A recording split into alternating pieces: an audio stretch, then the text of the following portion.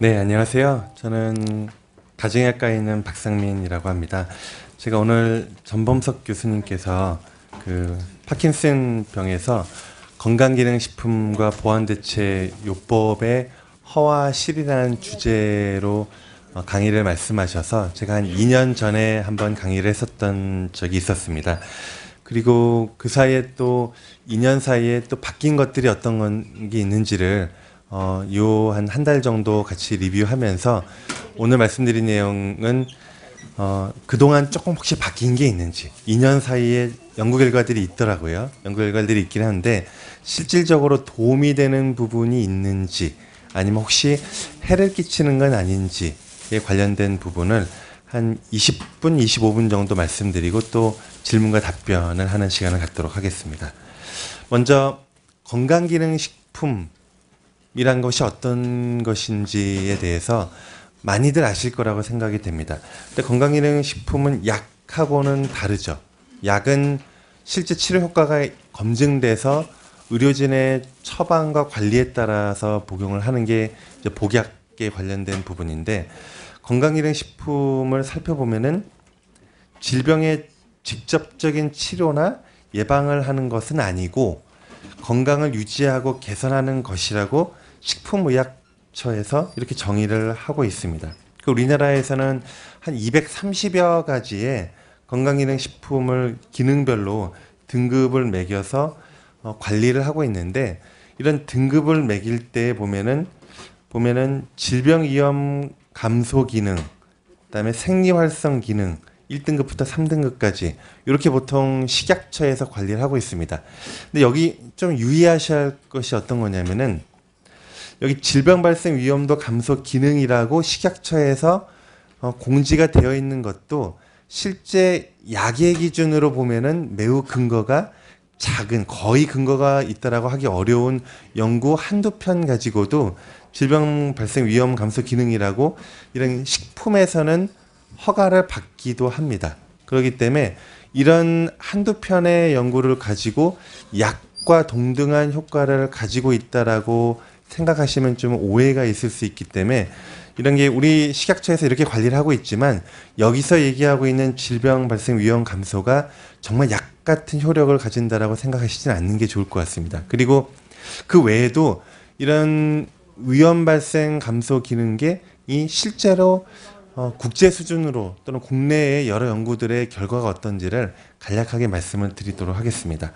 그럼 먼저 우리나라 파킨슨병 환자분들이 보완대체요법을 얼마나 사용하고 있는지를 조사한 연구를 보면은 한 10명 중 7, 8분, 한 7, 80% 정도가 보완대체요법을 경험하셨다라고 합니다. 그럼 평균 얼마나 비용을 지출하는지를 살펴보면은 한 15만 원 정도, 한 10에서 15만 원 정도 이런 보완대체요법을 사용하신다라고 합니다. 근데 우리나라에서 약제 본인 부담금이 10만 원이 채 되지 않기 때문에 어찌 보면은 약제 복용 비용보다 더 많은 비용을 보완대체요법에 사용하시는 것으로 생각이 됩니다.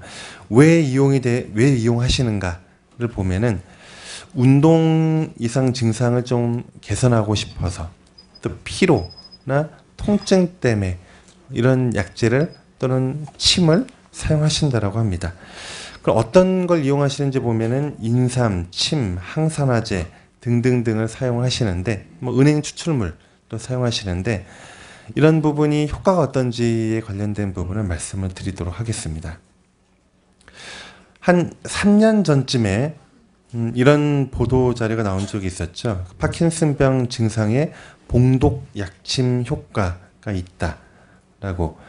이 연구가 많이 보도를 매스컴을 좀 탔고 또 지금도 검색해 보면 이런 기사들이 작년에도 나왔고 그렇습니다. 근데 이 연구를 곰곰이 살펴보면은 17명 환자를 대상으로 효과가 있는지를 봤는데 17명이라는 숫자는 임상적으로 명확하게 효과가 있다라고 얘기하기엔 너무 적은 숫자입니다. 우리가 보통 임상 효과를 가지려면 몇천 명의 연구를 여러 편이 반복돼서 나타날 때 효과가 있다라고 하기 때문에 17명 숫자 가지고는 근거를 확실하게 얘기하기가 어렵다라고 거고, 또 보면은 기존의 침과 봉독 약침 사이에 또 효과가 명확하게 있다라는 걸 또 제시하지 못했습니다. 이런 한계를 가지고 있는 연구가 있고, 이와 함께 작년에 또 건국대학교 교수진들이 그런 파킨슨병에서 침 치료가 효과가 있는지를 국내외 연구를 다 취합해서 분석을 한 적이 있습니다. 근데 이 분석 결과를 살펴보면은 효과가 별로 없다. 명확한 효과를 얘기하기가 어렵다라고 제시를 하고 있습니다. 이 얘기는 침 효과가 불명확하고 또 기존에 효과 있었다는 연구도 기존 침과 봉독약침이 뚜렷하게 차이가 없다는 것은 아마도 침 효과가 운동 기능을 개선하는 데는 크게 효과가 없지 않을까라는 걸 시사한다고 할 수 있습니다.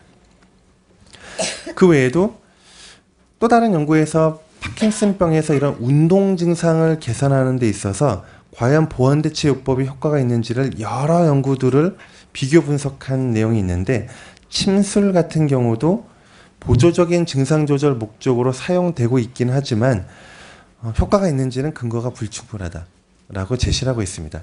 이런 연구들을 종합적으로 제시해 보면은 침술 효과가 해를 끼치는 것 같지는 않습니다. 이런 연구에서도 해는 크게 명확한 해는 없는 것 같은데, 기존의 치료법에 대해서 효과가 있는지는 명확하지가 않고, 그렇기 때문에 기존 효과 치료를 받으시는 걸 멈추시고 이런 봉독 약침이나 침 치료하시는 건 오히려 해를 끼칠 수 있기 때문에 기본적인 병원에서의 이 파킨슨병 치료를 유지하시면서 이런 부분에 대해서는 크게 득은 없지만 고려를 했을 때 해는 별로 없는 것 같다.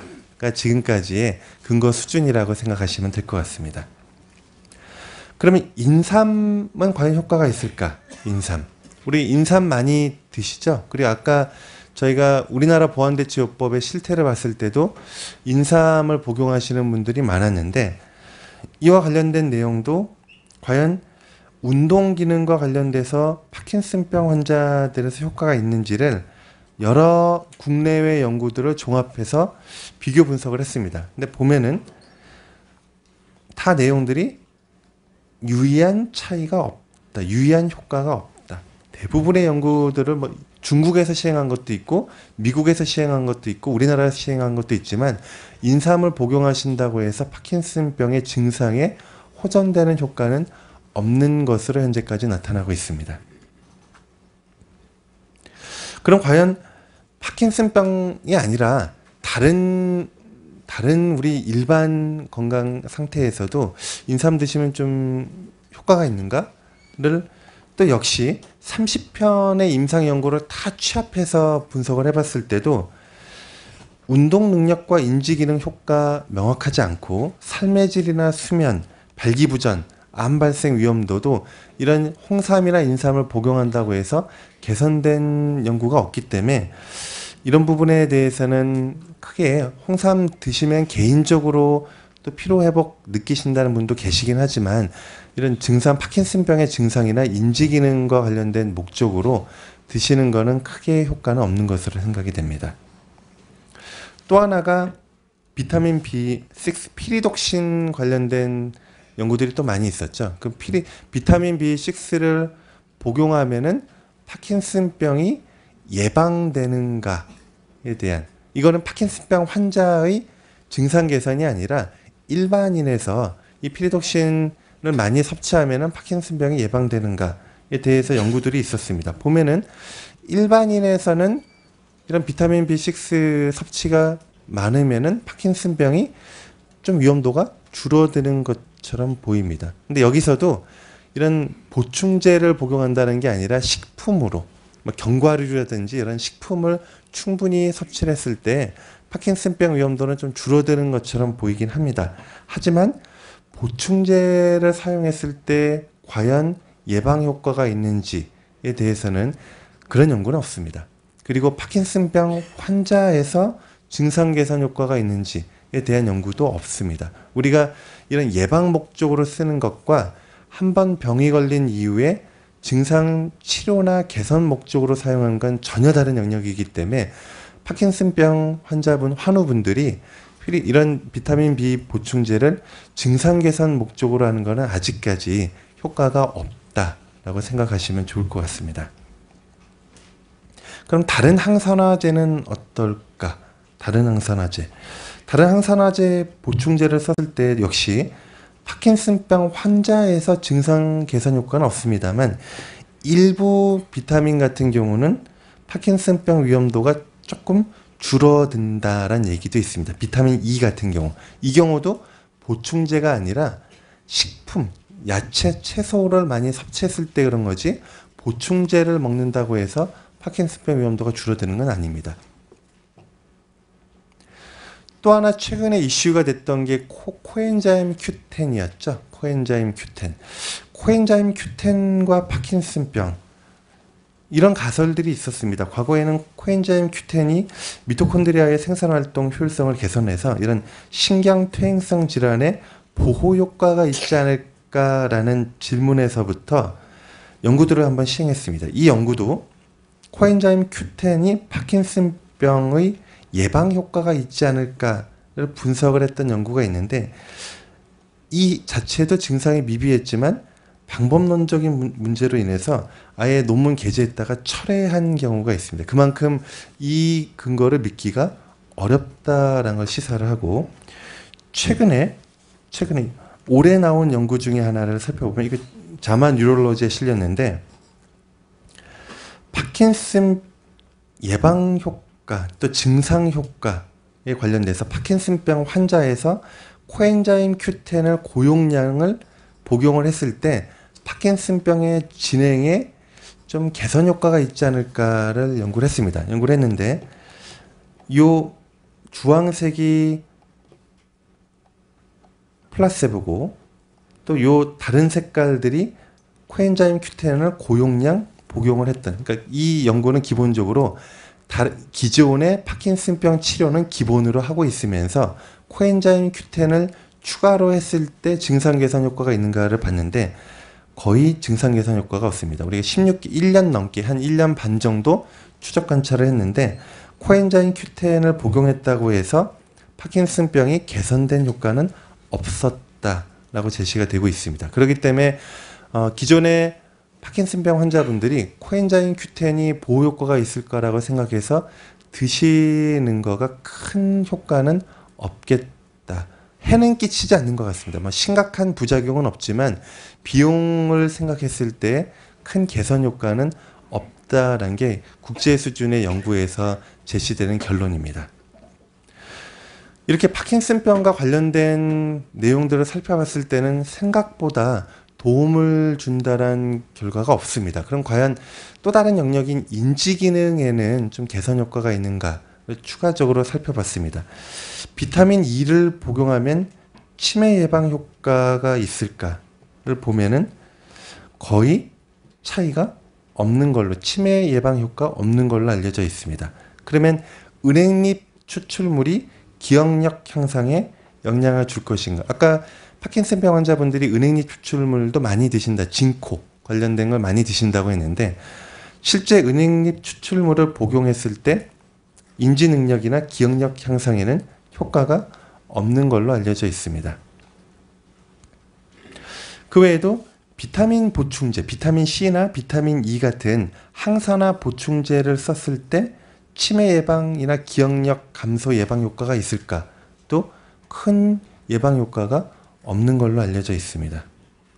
그렇다면 이런 건강기능식품과 관련된 부분에서 적어도 파킨슨병의 예방이나 또 진행 과정에서는 생각보다 이런 건강기능식품과 관련된 서플리멘테이션, 보충제를 복용하는 게 크게 예방 효과나 질병 경과에는 파킨슨병 환자에서 효과가 없고 인지기능이나 치매에도 크게 효과가 없는 걸로 알려져 있는데 그러면 암이나 사망 위험도는 낮출까를 생각을 해볼 수 있습니다. 그래서 이런 건강기능식품이 파킨슨병이나 인지기능에는 효과가 없지만 다른 효과가 있는가를 잠깐 한번 살펴보도록 하겠습니다.